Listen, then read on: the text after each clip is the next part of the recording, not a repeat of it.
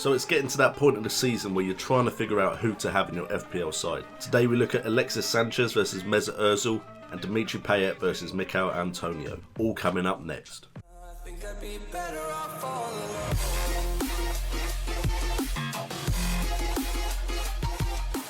What's up guys, and welcome to JNO United, bringing the best in football news, entertainment and games. And today we have another FPL versus, just because I feel like I've not got a proper FPL video out this week. Still a bit ill, but if you're new around here, make sure to subscribe. We try and get FPL content out every week. And what do you think of the t-shirt design? Still working on it, still trying to get it perfect. But yeah, hopefully we'll get to a point where I like the design. But at the moment, this is what I've got, so I thought I'll wear it for a video. But anyway, let's get to what you're here for, and I apologise for my voice if it croaks or cracks at any point.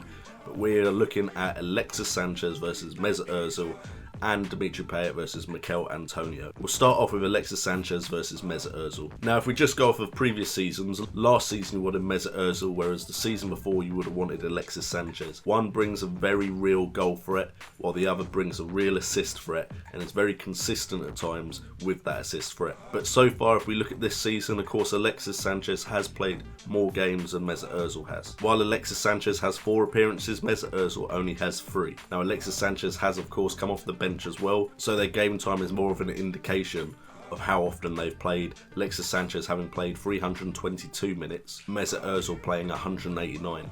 But in a way, you could look at that as in Mesut Ozil has had more of a rest, so maybe he'll be better off for the season. If we look at goals, both have scored, but Alexis Sanchez does have an assist. And if we have a look at their goal involvement, Alexis Sanchez is beating out Mesut Ozil with a goal involvement of 28.6% to Mesut Ozil's 20. Alexis Sanchez, of course, goal threat wise, brings a much bigger presence in the box, having 22 touches in the box to Mesut Ozil's 13.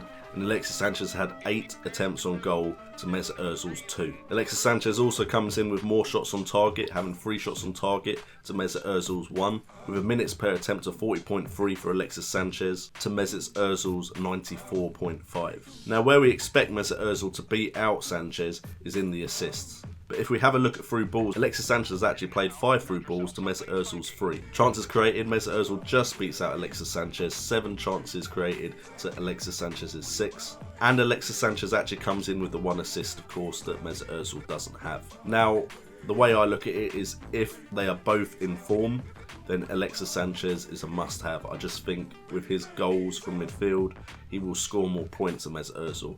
Is it enough that he's worth that extra outlay for him? That's a question you have to ask yourself. If they're both going to be around the same points, though, of course, Mesut Ozil is a much better option at a cheaper price.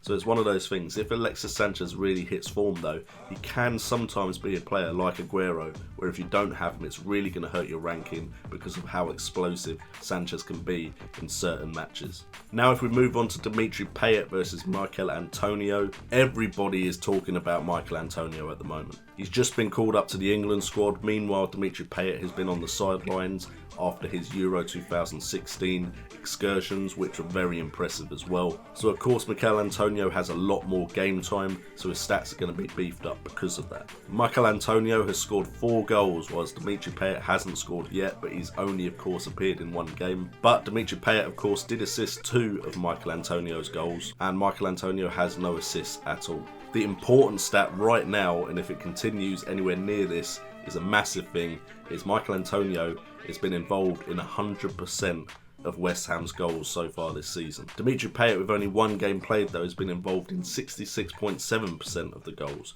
which is incredible considering he's only played 1 game.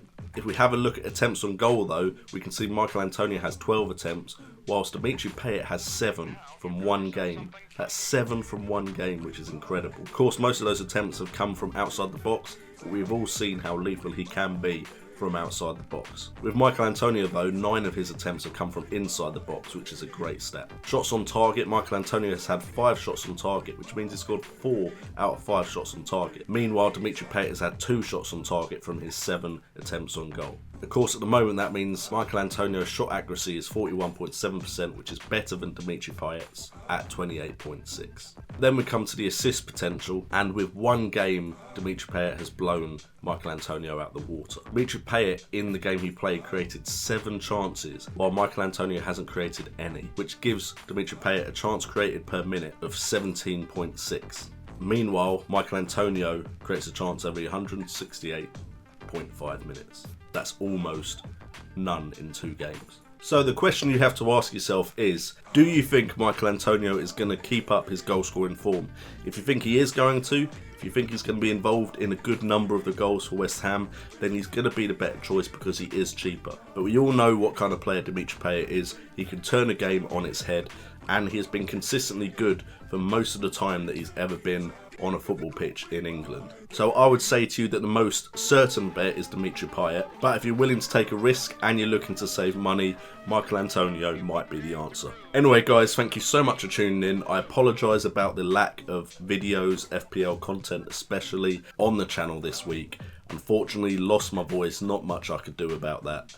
Really annoyed because I took time off this week to play the FIFA 17 demo as well on the channel and never got round to it because I just can't film a video when I can't talk. But next week it should be back to normal with FPL content, the Game Week 5 recap, and some FIFA 17 on the channel, and finishing the PSV Patrol. Hopefully next week will be full of content for you guys. I've been JNO, you've been awesome, and remember, it's all about the game. Bit late with the hand there, but never mind.